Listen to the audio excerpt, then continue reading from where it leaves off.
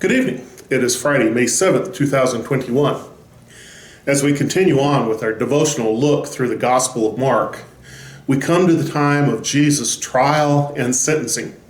In Mark chapter 15, verses 1 to 15, and I'm reading from the New Living Translation, second edition, we see very early in the morning, the leading priests, the elders, and the teachers of the religious law, the entire high council, met to discuss their next step. They bound Jesus, led him away, and took him to Pilate, the Roman governor. Pilate asked Jesus, "Are you the king of the Jews?" Jesus replied, "You have said it." Then the leading priests kept accusing him of many crimes, and Pilate asked him, "Aren't you going to answer them? What about all these charges they're bringing against you?" But Jesus said nothing, much to Pilate's surprise. Now it was the governor's custom each year during the Passover celebration to release one prisoner, anyone the people requested. One of the prisoners at that time was Barabbas, a revolutionary who had committed murder in an uprising.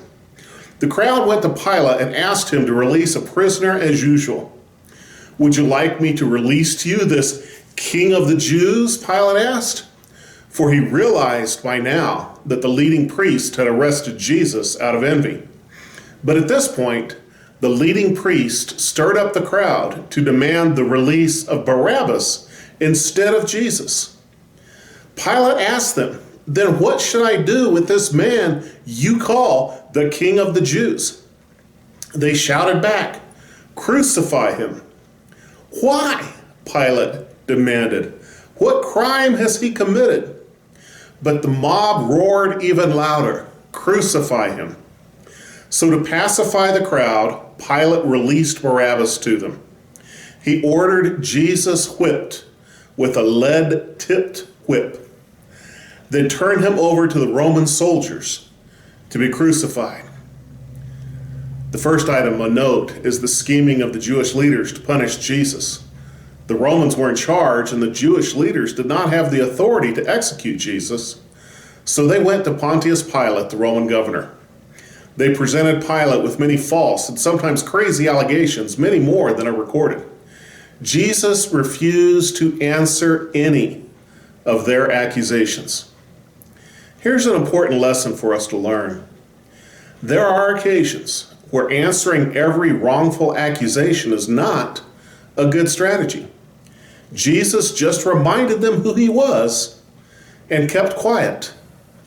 Like Mark Twain is attributed for saying, "If you get in the mud and wrestle with a hog, you both get dirty, but the hog likes it." Then Pilate, true politician that he was, offered a compromise to try and make everyone happy. "If I condemn Barabbas, will that satisfy your bloodlust?" No, the leaders wanted Jesus to suffer. Just to end the situation of all the furor, Pilate ordered Jesus to be flogged and sent him for crucifixion. This is not the first time, and it certainly will not be the last, where a politician takes the expedient solution rather than doing what is right. The Jewish leaders come off as cruel, vindictive, spoiled little brats in this passage. Pilate comes off as a politician without character or moral compass, doing whatever he can to fulfill his own agenda. The disciples are absent, the other followers of Jesus are not present, and only Jesus comes off well. Unbowed by accusations and criticism, he stands tall and reminds the world that he knows who he is and what he is there for. May we stand tall with courage and dignity, reminding the world that we are the servants of the Most High God. God bless you.